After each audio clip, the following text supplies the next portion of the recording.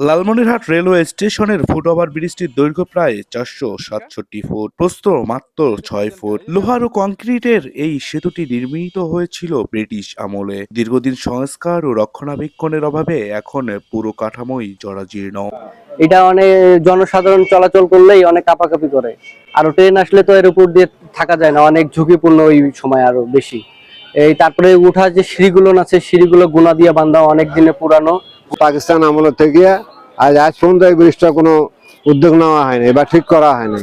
মানুষ খুব অসুবিধা আছে, নানান দিক দিয়ে মানুষ ঘুরিয়ে অনেক দূর যাইতে হয়। ব্রিজটা খুবই ঝুঁকিপূর্ণ, ব্রিটিশ আমলের ব্রিজ এটা। হ্যাঁ, আর চলাফেরা আমাদের জন্য খুব অসুবিধা হয়, ঝুঁকিপূর্ণ। আর এখনো এই ব্রিজটা মানুষজন বেশি রকম চলাফেরা করলে ব্রিজটা কাঁপে। রেলওয়ে বিভাগের তথ্য অনুযায়ী 2001 সালে এই ফুটওভার ব্রিজটি ঝুঁকিপূর্ণ ঘোষণা করা হয়। তবুও বিকল্প ব্যবস্থা না থাকায় প্রতিদিন হাজারো মানুষ ঝুঁকি নিয়ে পার হচ্ছেন এই ফুটওভার ব্রিজটি।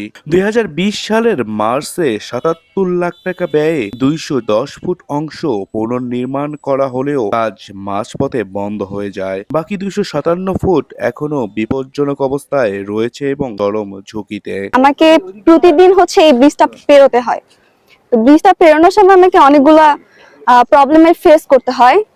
যেহেতু ব্রিজটার বয়স অনেক হয়ে গেছে, তো তার ফলে ব্রিজের হচ্ছে যে লেভেলগুলা, সেই লেভেলগুলোর মধ্যে অনেক প্রবলেম হয়।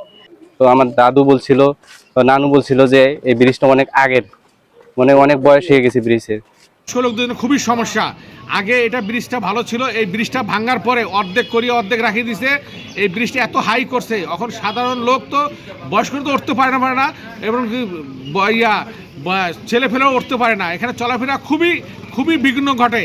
দিন অন্তত 20টি যাত্রীবাহী ট্রেন লালমনিরহাট স্টেশনে যাওয়া আসা করে। এক প্ল্যাটফর্ম থেকে অন্য প্ল্যাটফর্মে যেতে যাত্রীদের একমাত্র ভরসা এই ফুটওভার ব্রিজ। শুধু যাত্রী নয়, শহরের পূর্ব ও পশ্চিম অংশের মানুষের দ্রুত যাতায়াতেও এটি গুরুত্বপূর্ণ। লালমনিরহাট শহরের দুই অংশকে যুক্ত করেছে এই ফুটওভার ব্রিজটি। রেলওয়ে কর্তৃপক্ষ বলছে, ঝুঁকিপূর্ণ ফুটওভার ব্রিজের অংশ নির্মাণে টেন্ডার হলেও কাজ শুরু হয়নি। পুনরায় ফুটওভার ব্রিজের কাজের জন্য শিগগিরই টেন্ডার আহ্বান করা হবে। তবে ফান্ড সংকটের কারণে কিছুটা সমস্যা হচ্ছে বলে জানান রেলওয়ে বিভাগীয় প্রকৌশলী। এসএসসি ব্রিজকে ইনস্ট্রাকশন দিয়ে গেছেন দ্রুত এস্টিমেট পাঠানোর জন্য। তো অন্য এস্টিমেট পাঠাই দিবে, আমরা আশা করছি দ্রুত টেন্ডারটা ছাড়া যাবেন।